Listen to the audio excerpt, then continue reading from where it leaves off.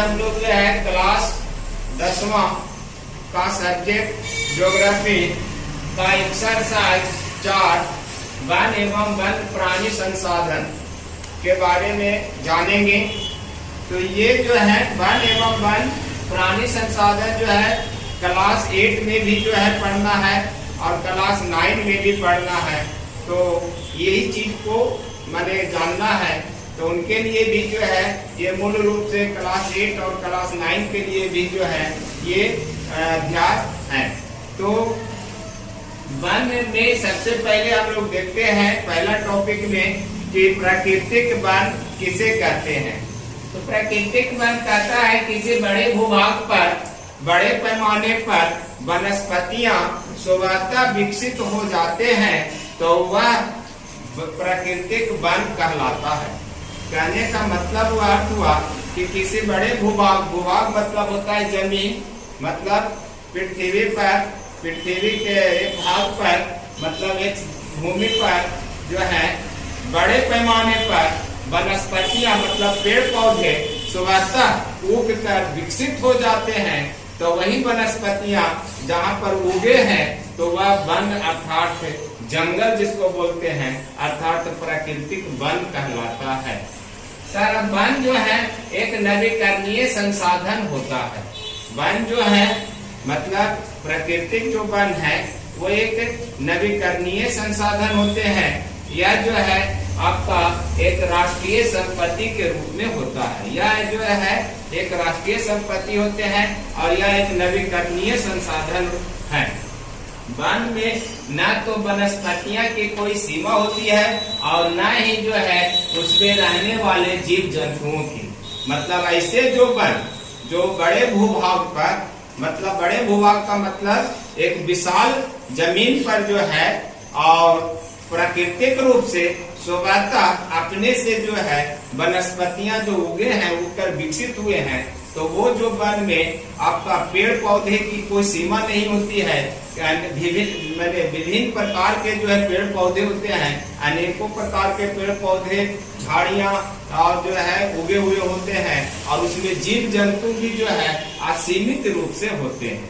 मतलब अनेक प्रकार के जो है जीव जंतु वैसे वन में पाए जाते हैं जो प्राकृतिक वन होते हैं, जो स्वतः जो है अपने से विकसित होते हैं और बड़े जो है भूभाग पर होते हैं और विशाल बड़े पैमाने पर होते हैं। तो वैसे जो वन होते हैं जो जिसमें उसमें जो है आपका अनेकों प्रकार के और अत्यधिक संख्या में आपका जो है पेड़ पौधे होते हैं और जीव जंतु भी जो है असीमित रूप में अनेकों प्रकार के होते हैं।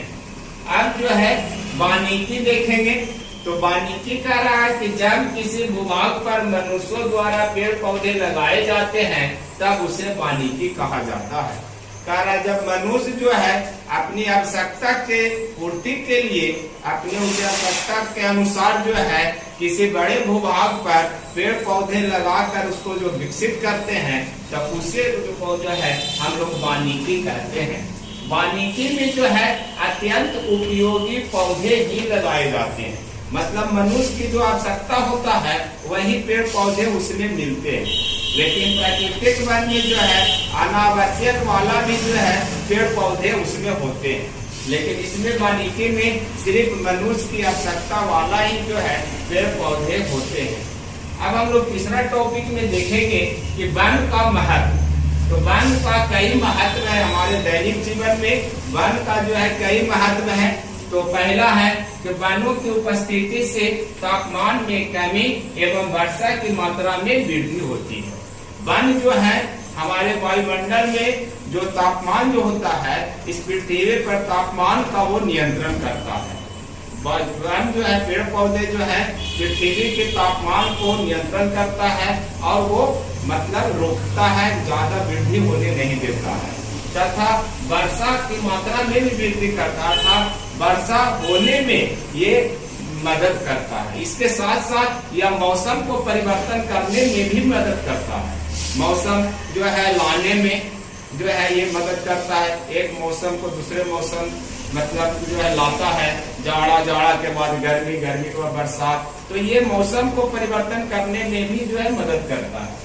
दूसरा इसका महत्व है कि वनों से हमें ऑक्सीजन की प्राप्ति होती है। वन से हमें जो है पेड़ पौधे से हमें ऑक्सीजन मिलती है और वह ऑक्सीजन मनुष्यों के लिए जो है जीव जंतुओं के लिए अति आवश्यक है। तो ये हमें वनों से अर्थात पेड़ पौधे से ही प्राप्त होते हैं।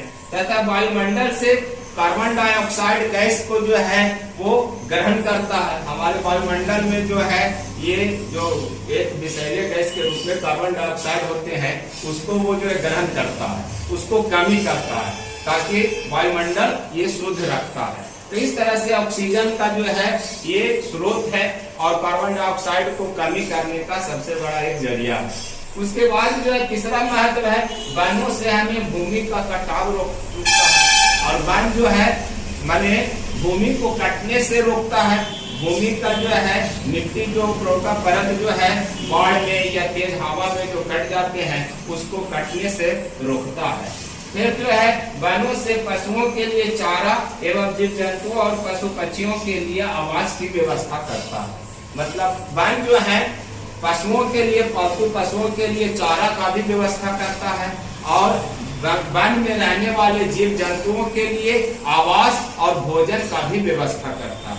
अब वन में रहने वाले जीव जंतु का भोजन वन से ही उपलब्ध हो जाता है तथा उसको रहने के लिए वन में व्यवस्था भी हो जाती है। तो इस तरह से जंगली जीव जंतुओं के पशु पक्षियों के लिए वन जो है एक प्रकार का आवास है और उसका भोजन का सबसे बड़ा स्रोत है। तो वन जो है जीव जंतुओं के भोजन एवं आवास का सबसे बड़ा जरिया है। तो ये जो है मुख्य महत्व है। फिर पांचवा में है कि वन से हमें ईंधन और इमारती लकड़ियां की प्राप्ति होती है। वन से हमें जो है जलावन जो है ईंधन मतलब जलावन जो है मिलता है, प्राप्ति होती है और उसके साथ साथ इमारती लकड़ियां मतलब इमारती लकड़ियां का मतलब होता है फर्नीचर बनाने वाला लकड़ियां हमको प्राप्त होता है। इसके अलावे जो है अनेक उद्योगों के लिए कच्चे माल जैसे कागज की लुगदी, कृत्रिम रेशम की लुगदी, तारपीन का तेल, गोंद, रोल, खैर, मधु, लाख, कथा, फल फूल, औषधि इत्यादि की प्राप्ति होती है। वन से हमें जो है अनेकों प्रकार के कच्चे पदार्थ मिलता है जो अन्य उद्योगों के लिए, अनेकों उद्योगों के लिए वो एक कच्चा माल बनता है। अब जैसे में जो है कागज बनाने वाला लुगदी हमको वन से ही प्राप्त होती है, तो कागज का उद्योग जो है वन पर ही आश्रित है। तो उसी प्रकार जो है आपका कृत्रिम रेशम की लुगदी, तारपीन का तेल, आपका गोंद, रोल, आपका जो है खैर, मधु, मधु माने जो है मध, शहद, फिर आपका लाख, कथा, फल फूल और औषधि, ये सब जो है माने उद्योगों के लिए ये सब वन से ही प्राप्त होते हैं और कई उद्योगों के लिए ये कच्चा माल है जो उद्योग इससे चलता है। इसके जो है ये सब जो है इत्यादि जो है इसके अलावा और भी कई महत्व है जो वन से हमें जो है लाभ मिलता है।